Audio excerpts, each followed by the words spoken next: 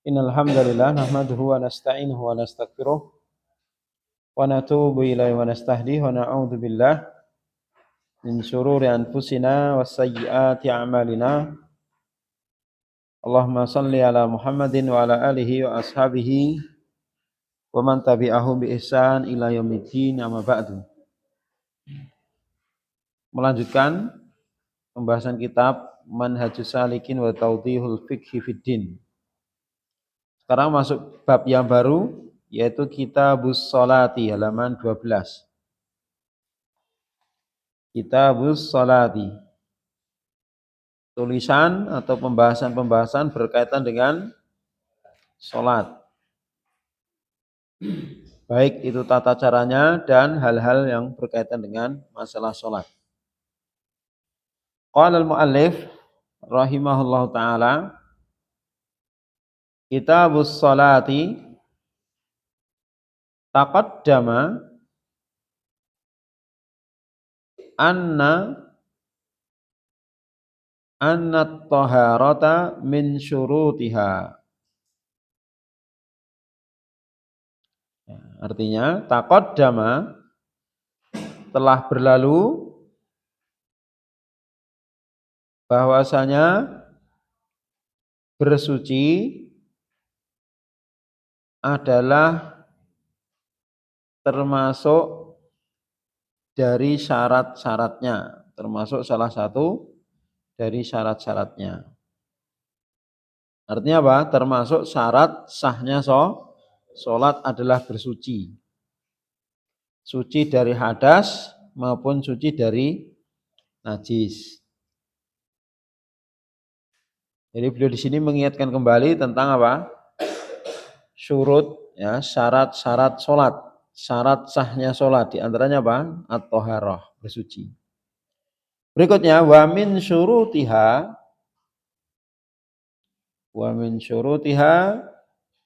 dukhulul waqti.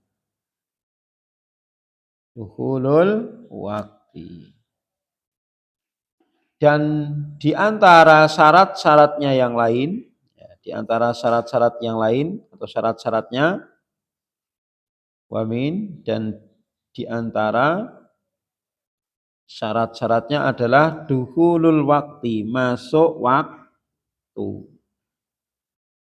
Itu syarat sahnya sholat, ya. Jadi sholat tidaklah sah sebelum masuk waktunya.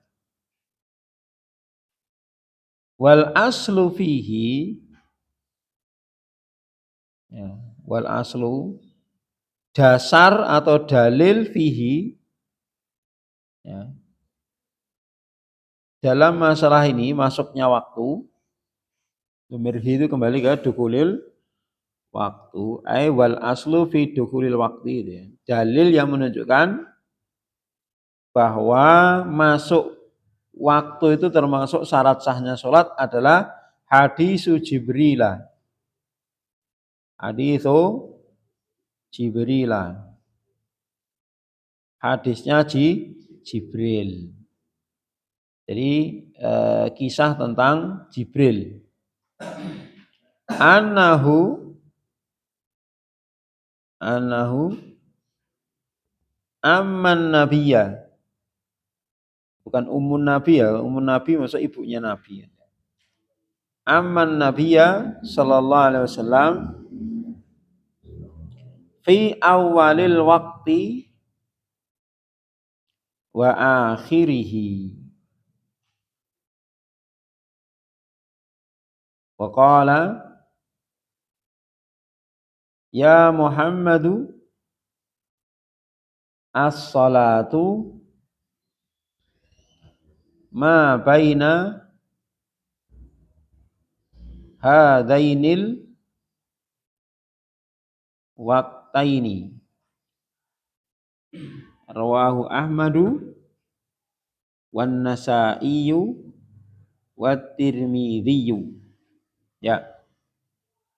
Dalil tentang masalah, ya, syarat kedua yaitu masuknya waktu ini adalah hadis Jibril. Anahu, bahwasanya beliau Jibril, ya, dia Jibril, aman Nabi. Ya, pernah mengimami Nabi. Pernah mengimami Nabi fi awalil waktu, di awal waktu, wa akhirihi, dan di akhir waktu. Di awal waktu dan di akhirnya, maksudnya akhir waktu. Waqala, dan dia Jibril berkata, dia Jibril, ya Muhammad, wahai Muhammad, as-sholatu, sholat itu ma adalah apa-apa yang baina, di antara hadainil waktaini, dua waktu ini. Jelas belum maksudnya? Ya, jadi gini.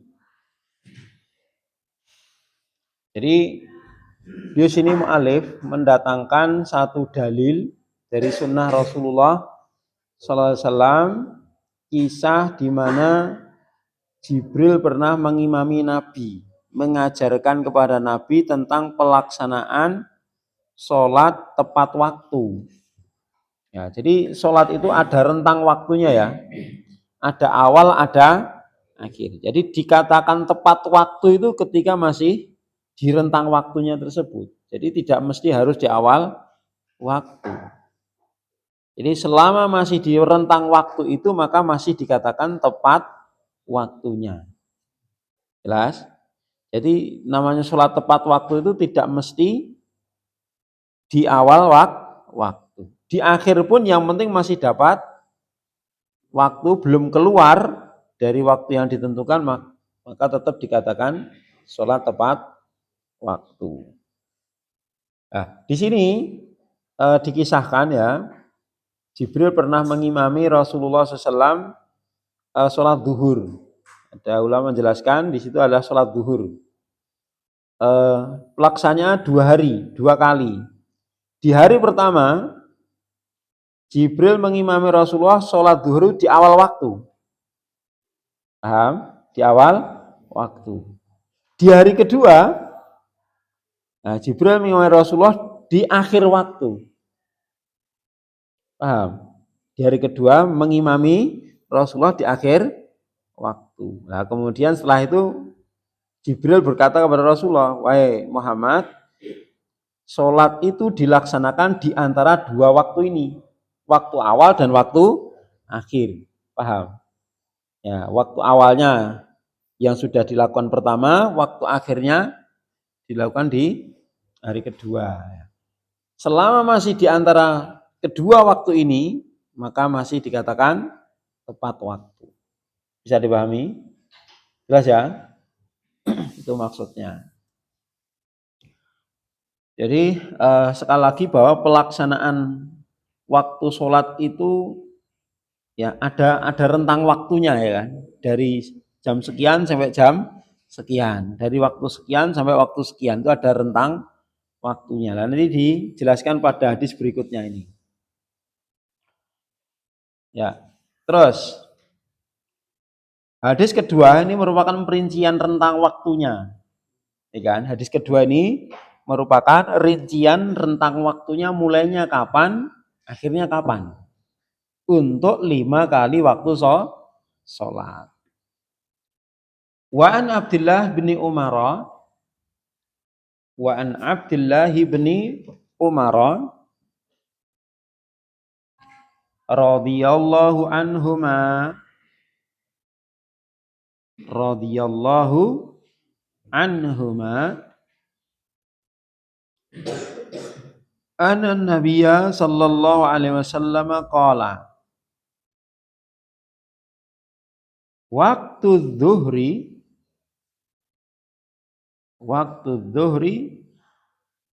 idza zalatis syamsu, idza zalatis syamsu wa kana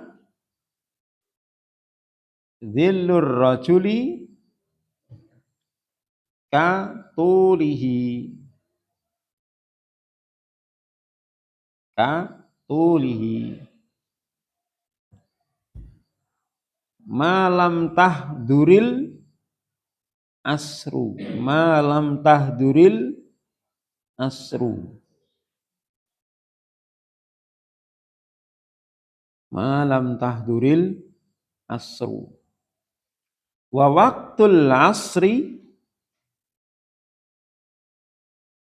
waktul asri, malam tasfarra asyamsu, malam tasfarra asyamsu. Wa waktu sholatil maghribi,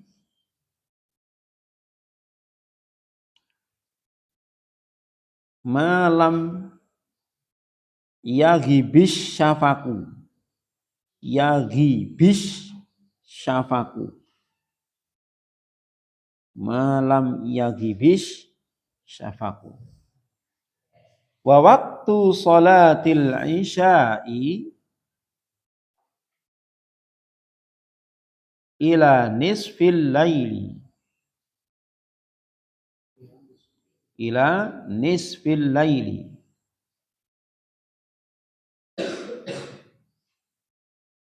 Wa waktu sholatis subhi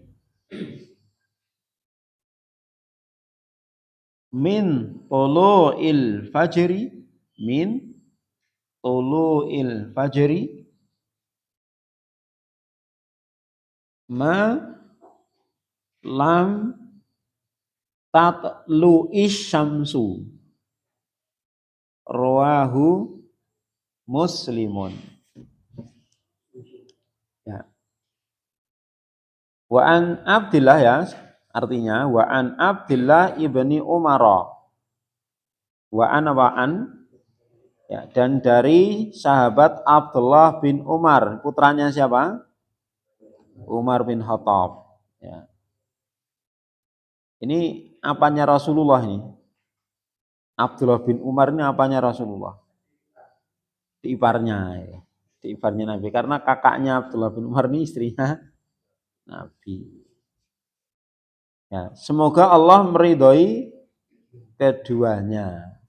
Bahwasanya Nabi Sallallahu Alaihi Wasallam qala, Nabi Sallallahu Alaihi Wasallam pernah bersabda, waktu zuhri, waktu sholat zuhur itu adalah idza zalati syamsu. Nah, ini waktu awalnya, ya. Dimulai ketika jika zalat telah tergelincir asyamsu, matahari. Ya.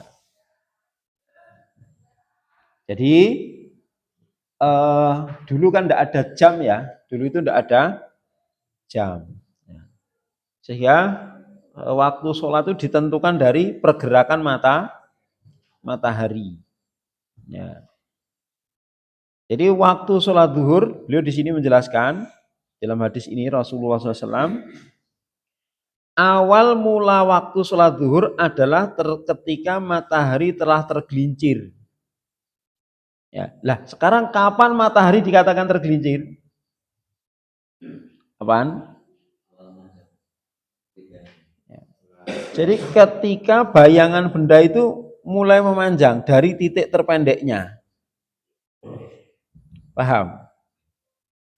Jadi ketika pagi itu kan bayangan benda kan panjang, ya. Terus pendek, sampai mencapai titik terpendek. Ya kan? Enggak mesti lurus. Kadang kan posisi matahari ada di selatan, kadang ada di utara. Ya kan? Sehingga bayangan itu mesti ya enggak bisa. Kalau pas tepat di atasnya bisa, enggak ada bayangannya sama sekali. Ya kan? Jadi benda itu tegak lurus dan matahari tepat di atasnya bisa jadi. Itu tanpa bayangan sedikit pun. Nah, cuman kan enggak bisa selamanya seperti itu. Sehingga kaidahnya zawal, ya, tergelincir itu dihitung dari mulai bertambah panjangnya bayangan benda setelah mencapai titik terpendeknya. Paham? Paham belum? Ya. Jadi katakanlah ini ya. Ini anggap saja bendanya. Nah, matahari kan gini lah, bergerak ya, bergerak. Saja apa ya bendanya apa yang bener nggak ada yang bener. Ini ya kunci aja ya. Bayangkan nih matahari, bayangkan. Kan bergerak gini lah. Nah, kalau pakai HP enak ya disorot gitu ya. Jadi ketika disorot sini kan bayangannya sini kan. Ketika naik gitu. Tenanan nih. Ya gini ya. Tekanlah matahari ini. Ya, maka kan bergerak di sini ya. Ketika bergerak kan dah, ini bayangannya kan gini. Nanti akan mencapai titik terpendek. Jangan nggak kelihatan ya. Ini kan. Nanti akan panjang lagi. Oh ini ya, enggak. Cekap. Lagi jangan nggak bisa lihat aja. Ya, insyaallah, alhamdulillah. Jadi kan matahari bergerak ya. Ini kan awalnya bayangan kan di sini. Itu kan panjang. Ketika pagi kan panjang. Bergerak naik jadi pendek sampai mencapai titik terpendek. Gitu. Nah, ketika mulai bertambah panjang itu namanya sudah tergelincir. Paham? Ya sekitar 5 sampai 10 menit setelah matahari itu mencapai apa? Mencapai titik terpendek bayangan benda itu tadi. Nah, kalau pas di atasnya kan ya enak. Pas di atasnya itu apa? Misalnya ini ya, pas di atasnya persis. Nah, situ nggak ada bayangannya jelas. Ya kan? Nah, mulai ada bayangannya lagi, lah itu dikatakan zawal. Lah itulah awal waktu pelaksanaan sholat zuhur. Makanya kenapa kok waktu sholat itu berubah-ubah jamnya? Gitu? Kok nggak mato jam 12 terus gitu kan? Jam 3 terus, jam 6 terus. Kenapa ya? Karena pergerakan matahari berubah-ubah. Dan setiap daerah itu ya punya waktu sendiri. Jadi pahami? Itu waktu awal sholat zuhur. Ya, itu awal waktu sholat zuhur. Kemudian, ya,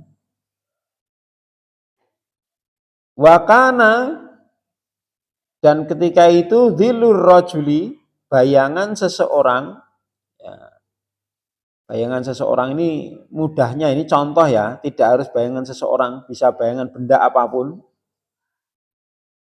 Katulihi, seperti tingginya. Seperti tingginya. Maksudnya apa ini? Kalimat ini menjelaskan batasan akhir. Batasan akhir pelaksanaan sholat zuhur. Artinya apa? Selama bayangan benda itu panjangnya belum melebihi tinggi benda, maka masih boleh sholat zuhur. Itu batas akhirnya. Jadi maksimal itu apa? Ketika bayangan benda sama dengan tinggi bendanya.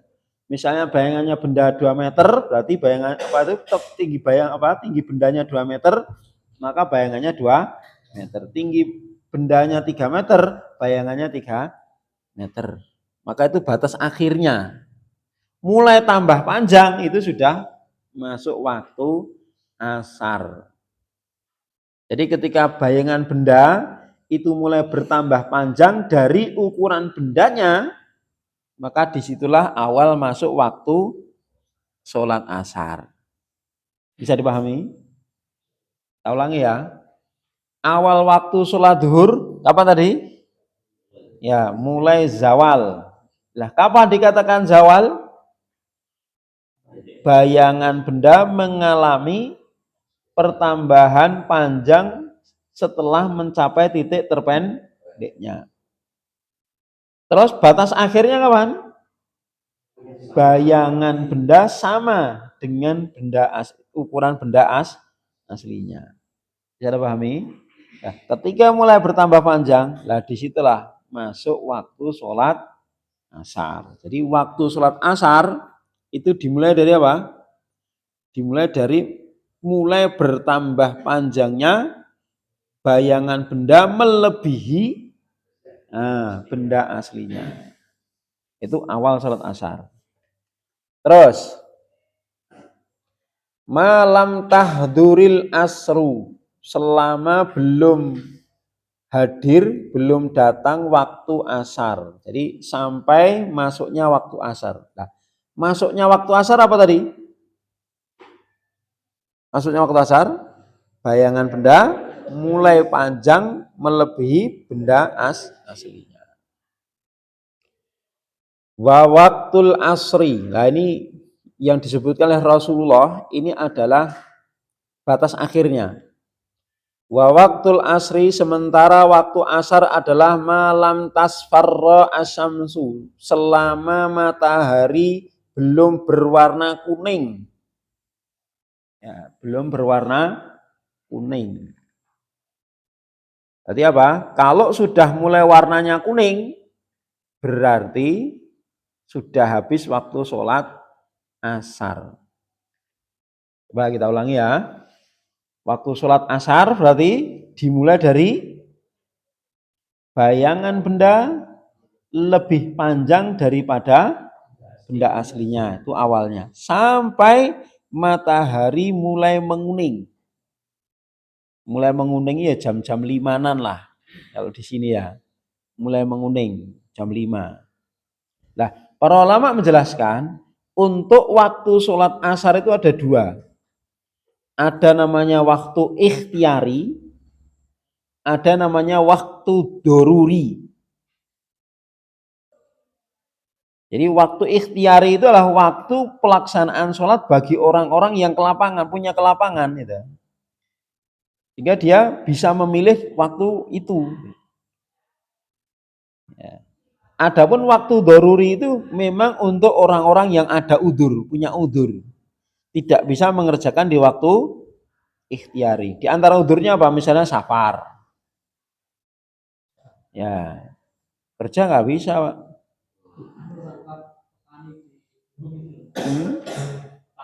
Ya.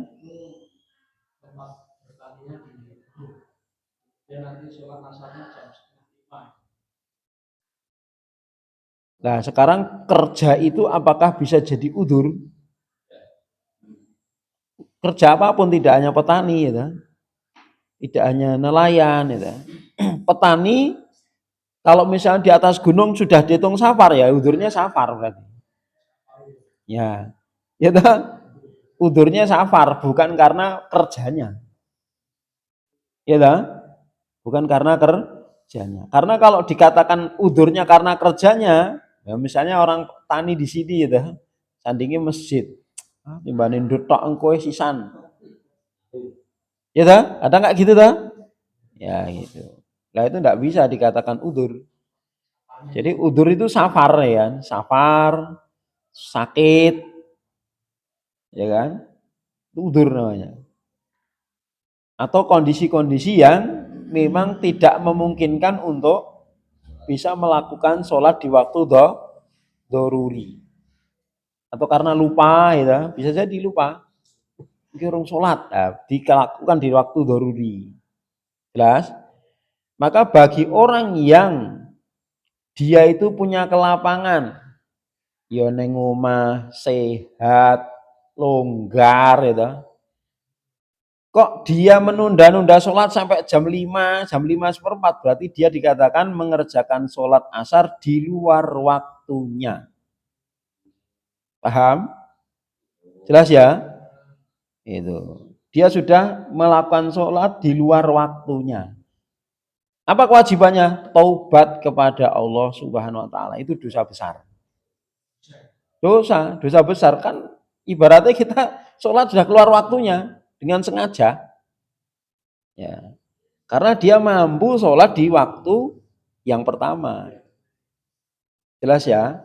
Itu waktu ikhtiari. Maka dikatakan malam tasfarro ini selama matahari belum berwarna kuning. Lah warna kuningnya kira-kira jam berapa? Ya, sekitar jam 5:04, jam 5 itu kan.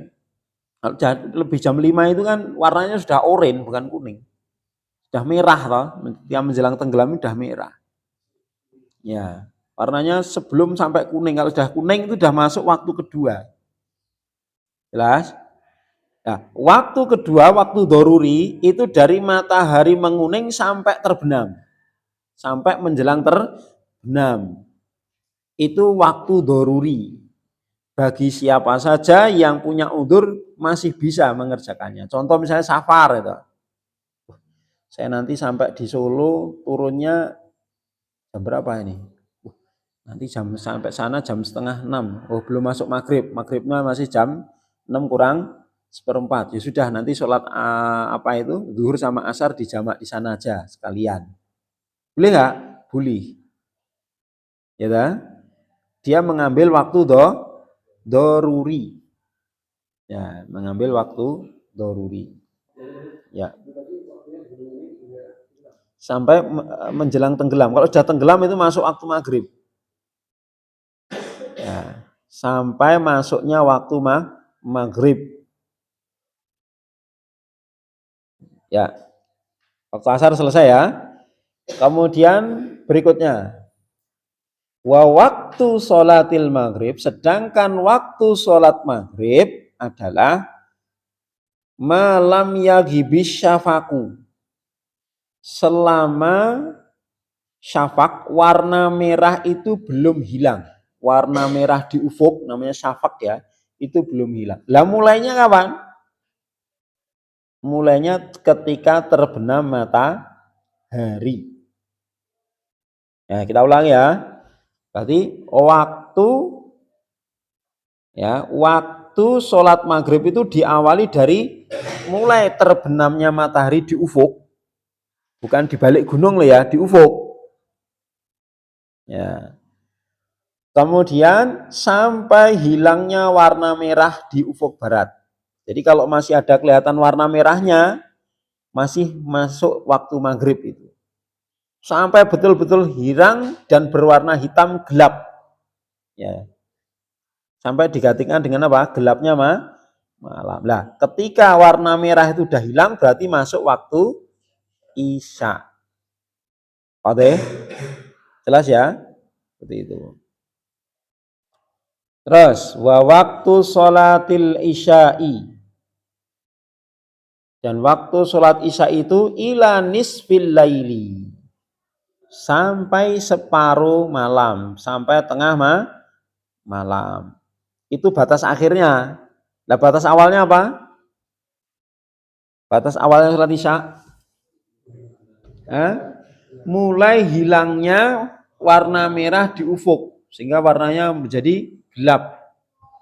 Ya, tidak lagi ada warna merah di ufuk barat. Nah, itu sudah masuk waktu sholat isya sampai pertengahan malam. Lah, sholat isya ini pun ada dua waktu. Ada waktu ikhtiari juga, ada waktu Lah, disebutkan Rasulullah ini adalah waktu ikhtiari. Bagi orang-orang yang tidak punya udzur, longgar, lapang, maka dia mengerjakannya harus di waktu pertama ini. Jelas?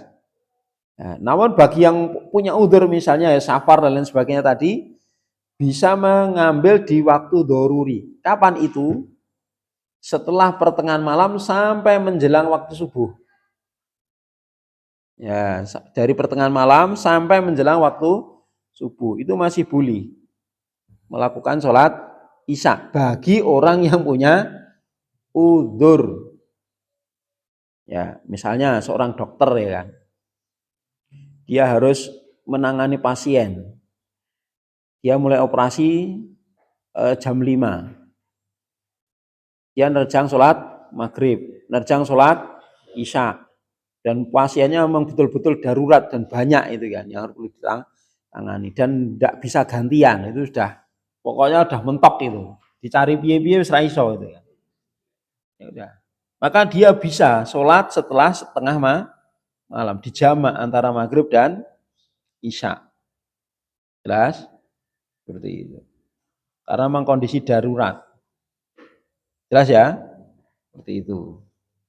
Jadi ada dua waktu untuk sholat isya, yaitu waktu ikhtiari dan doruri. Ikhtiarinya dimulai dari Mulai hilangnya warna merah di ufuk barat, terus sampai pertengahan malam. Terus waktu doruri dari pertengahan malam sampai menjelang waktu subuh. Nah, sekarang ngitung tengah malamnya itu bagaimana?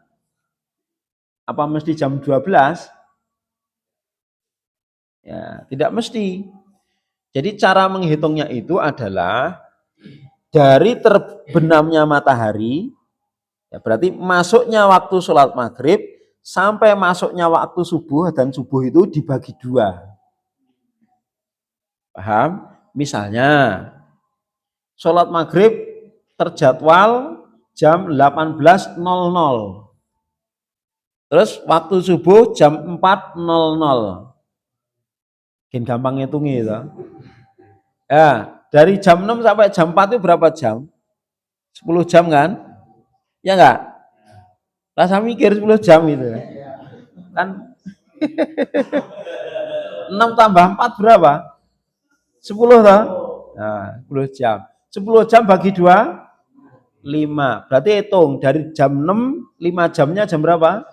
Nah, berarti tengah malamnya jam 11 itu tengah malam. Tidak mesti jam 12. Jelas? Ya gitu loh.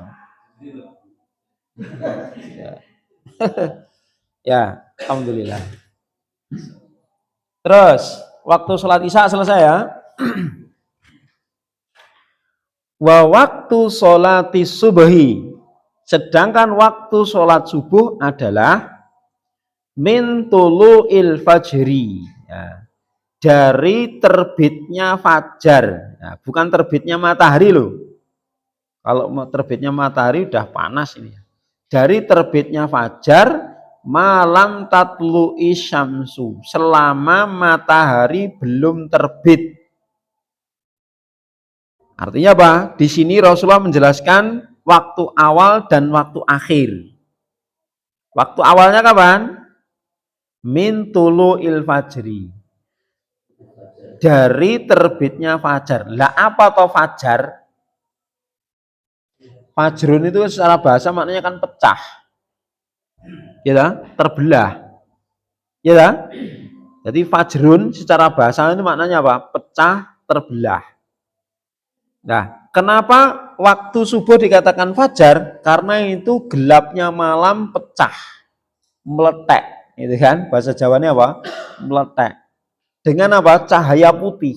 Jadi munculnya cahaya putih di ufuk seperti garis Israel. Jadi kan mungkin pas di pantai, kalau nginep di pantai itu, pas wayah pagi mau subuh itu coba lihat ke timur, nanti mesti ada garis yang apa? Nanti akan membelah. Kan asalnya hitam-hitam ya, malaman hitam semua, terus nanti dibelah oleh garis sini.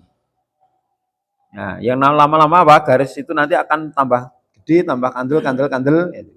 Dan posisi yang di situ matahari akan terbit itu nanti akan lebih tebal fajarnya. Jadi saya pernah menyaksikan waktu itu di Puncak Lawu ya. Puncak Lawu itu bisa kelihatan betul itu waktu fajar itu menyingsing. Jadi betul-betul gelap ketika itu. Karena semalaman kita nggak bisa tidur. Saya naik ke atas itu sampai di atas jam 11 lebih sedikit, 11 malam. Namanya pemula ya kan, nggak tahu strateginya. Ternyata strateginya itu harusnya tidur dulu, baru naik nanti sejak jam 11 itu naik nanti sampai di atas itu udah menjelang subuh gitu loh, enggak kedinginan. Lah kita belum pengalaman lah, pokoknya pengen naik aja itu. Wah di atas itu kelamaan, dari jam setengah 12 itu sampai pagi kan. Wah itu kedinginan dah menggigil luar biasa. Tapi ya kita bisa melihat itu. Oh, ternyata inilah yang disebut fajar itu kan. Masya Allah ya. Inilah yang disebut fajar. Betul-betul apa? Ada garis, dan itu dulu kita abadikan ya, dari matahari itu dari muntuk-muntuk dikit-dikit sampai sempurna itu diabadikan pakai foto itu sama temen itu. Jadi dari fajar ini jam sekian difoto, terus tambah dikit difoto, banyak sekali koleksinya ketika itu. Ya, sampai matahari betul-betul keluar sempurna itu ada fotonya, tapi nggak tahu sekarang masih ada atau enggak. Itu. Jadi itulah disebut fajar. Sehingga kalau di kita mungkin tidak begitu kelihatan ya, karena tertutup oleh gunung. Ya, tertutup oleh gunung. Tidak bisa melihat itu terbitnya fajar itu. Selanjutnya, malam tatlu isyamsu, selama matahari belum terbit. Nah, ini batas akhirnya. Jadi batas akhirnya adalah matahari mulai terbit, mulai kelihatan. Nah, itu walaupun cuma sedikit, itu sudah batas akhirnya. Jelas? Jadi batas akhirnya adalah sampai matahari terbit. Alhamdulillah sekarang kan sudah ada penjadwalan ya. Ya kita husnudzon itu sudah dilakukan dengan penelitian yang begitu cermat ya. Karena kita ya tidak mungkin bisa mengetahui dengan sendiri munculnya matahari itu. Karena kalau kita melihat harus sampai melihat matahari itu ya sudah jam 7 lah kita. Ya kan? Kita di Sukoharjo itu melihat matahari terbit itu sekitar jam berapa? Jam 6 lebih lah. Ya kan? Jam 6 lebih. Ya, jam 6 lebih. Padahal kalau di apa itu di penjadwalan itu ya, itu terbitnya jam sekarang jam apa hari ini jam berapa? Sekitar jam 5.40-an mungkin ya. Jam 5.40-an itu sudah terbit sekarang. Mana kan kita belum bisa melihat. Ya kan? Belum bisa melihat. Tapi kalau di ufuk itu sudah kelihatan. Walaupun cuma baru muntup-muntup gitu ya. Ya, baru kelihatan sedikit. Ya. Itu rincian waktu sholat. Kita ulangi lagi biar tambah paham. Dimulai dari waktu subuh ya, ben gampang. Waktu subuh dimulai dari terbit fajar sampai terbit matahari, sebelum terbit matahari. Terus waktu sholat zuhur dimulai dari tergelincirnya matahari. Nah, kapan dikatakan tergelincir? Bayangan benda mulai memanjang dari titik terpendeknya sampai panjang bayangan melebihi bendanya, panjang bayangan apa? Panjang bendanya. Nah, terus waktu sholat asar dimulai dari bayangan benda mulai memanjang melebihi benda aslinya sampai matahari menguning. Itu waktu pertama, waktu ikhtiyari. Waktu dorurinya dari matahari menguning sampai menjelang terbenamnya matahari. Itu waktu dorurinya. Terus waktu sholat maghrib dimulai dari ya terbenamnya matahari sampai hilangnya warna merah di ufuk barat. Jelas? Berarti selama masih ada warna merah masih boleh sholat maghrib, masih masuk waktu sholat maghrib. Maghrib selesai. Isya dimulai dari hilangnya warna merah di ufuk sampai tengah malam. Itu waktu ikhtiyari. Waktu darurinya setelah tengah malam sampai menjelang waktu ya selesai. Silakan kalau ada yang belum jelas. Dulu pernah diterangkan tadi agak tentang perbedaan waktu subuh. Ada yang subuhnya maksudnya mengakhirkan entah itu jam berapa. Karena saya mendengar di beberapa masjid itu komatnya agak lambat dari yang lain. Nah itu pada apanya? Ini apa secara melihat berdirinya alam atau patokannya menurut panduan waktu yang sepakat itu? Ya kita kurang tahu ya alasan mereka kenapa mengakhirkan itu kan kita belum tanya sama orangnya. Kan orang mengakhirkan itu bisa bermacam-macam. Bisa jadi karena nunggu jamaah. Iya toh? Nunggu jamaah. Bisa jadi jamaah di situ memang urufnya ya jam 5 lebih baru iqomat. Boleh enggak? Boleh saja, yang penting matahari belum terbit. Boleh enggak misalnya terbitnya itu jam 6 kurang seperempat. Ya, boleh enggak jam 5 seperempat baru qomat gitu? Boleh saja. Kan masih masuk waktu. Iya toh? Masih masuk waktu. 5:30 baru komat, boleh nggak? Boleh saja, kan masih masuk waktu itu. Jelas? Ya itu. Jadi yang penting antara rentang waktu awal sampai terakhir itu masih boleh melakukan sholat itu. Jadi misalnya jam 5, lihat lainnya itu jam 4 sudah adzan. Ini jam 5 baru adzan, boleh nggak? Boleh saja.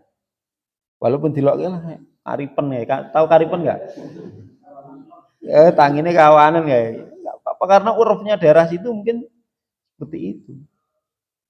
Jelas ya? Mungkin di situ. Wallah alam. Ya. Tentang seseorang yang memiliki kesempatan waktu sholat asar di waktu ikhtiar. Ketika dia sengaja meninggalkan atau menunda sampai masuk di waktu doruri, tadi Ustaz bilang dia bertobat. Iya. Kalau digunakan dengan waktu ya. Sekarang gini, misalnya sholat duhur atau sholat subuh, dia bangun jam 4, orang ndang sholat, malah ngegame. Tahu-tahu jam 6:30. Nah, gimana? Kalau sholat sah nggak itu? Nggak sah. Lah kewajibannya apa? Taubat. Ya terus sholat nggak? Nah, sholat nggak? Ya di situ para ulama silang pendapat ya. Jadi dia sudah mengerjakan atau meninggalkan sholat ya kan. Ibaratnya dia itu sudah dikatakan meninggalkan sholat dengan sengaja dan itu kekufuran. Ya, kekufuran. Ya. Jadi kalau dia melakukan sholat pun sholatnya nggak sah. Ya, sholatnya nggak sah ya. Maka kewajibannya cukup bertobat. Maka sebagian ulama enggak perlu sholat ya. Enggak perlu sholat. Tapi apa? Bertobat kepada Allah Subhanahu wa taala. Ada yang sebagian mengatakan ya tetap harus sholat. Walaupun tidak sah. Karena ya sudah keluar waktunya gitu loh. Ya kan? Sudah keluar waktunya. Berarti tidak ada lagi apa? Kewajiban sholat. Kewajibannya kita itu bukan sholat tapi apa? Taubat. Gitu. Paham ya? Jadi ulama yang berpendapat tidak usah sholat karena apa? Dia tidak ada kewajiban sholat lagi ketika itu. Tapi apa wajibnya? Wajibnya taubat. Jelas? Seperti itu. Beda dengan puasa. Kalau puasa itu kan harus mengqadha gitu. Ya harus mengqadha. Wallah alam. Atau no? Kalau tidak sengaja, misalnya ketiduran. Banyak ketiduran kan udur mas. Ketiduran itu kan namanya hilang akalnya kan. Itu namanya ketiduran termasuk udur. Jadi tangine nanti jam 12 malam pun boleh sholat qadha. Namanya qadha. Ya urut. Nah, tartibnya. Nanti akan kita bahas pada sholat ahlul adzhar.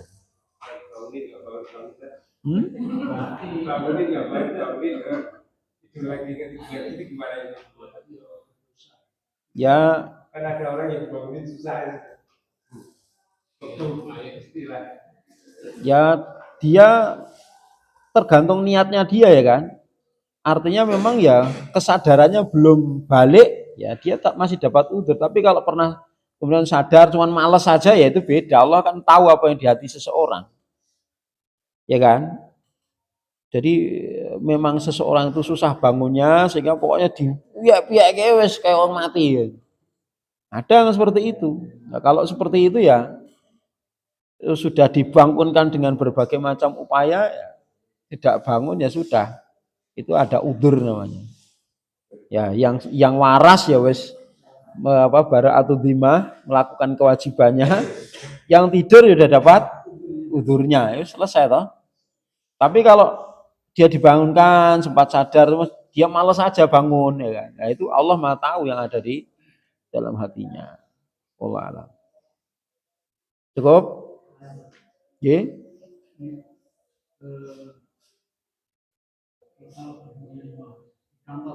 bukan saat rapat, bukan sudah ada. Ya. Tapi rapat itu terus dilanjutkan. Selesai. Oh, masih ada waktu. Ya. Nah, kita harus memilih yang mana. Kita tetap memilih menunggu rapat sampai selesai. Ya. Atau pilih keluar untuk segera. Cukup? Ya. Jika nanti seluruh peserta rapat bersepakat untuk mengadakan sholat jamaah, maka bisa digabungkan. Jadi selesaikan rapatnya, karena memang tidak bisa ditunda, ya kan? Nanti kalau di jeda sholat malah repot, bisa nanti diakhirkan. Yang penting masih waktunya dan dilakukan secara berjamaah. Tapi kalau tidak dilakukan berjamaah, ya maka tidak boleh meninggalkan jamaah karena udzur rapat. Jelas? Maka dia harus izin untuk menghadiri sholat jamaah. Itu Pak. Wallahu a'lam. Yang lain? Cukup? Ya. Sampai di sini dulu ya. Insyaallah untuk yang berikutnya ini masih menjelaskan apa itu beberapa kaidah atau beberapa pembahasan terkait dengan sholat sesuai dengan waktunya. Wallahu a'lam bishawab. Sallallahu Nabi Muhammad. Walhamdulillah. Assalamualaikum warahmatullahi wabarakatuh.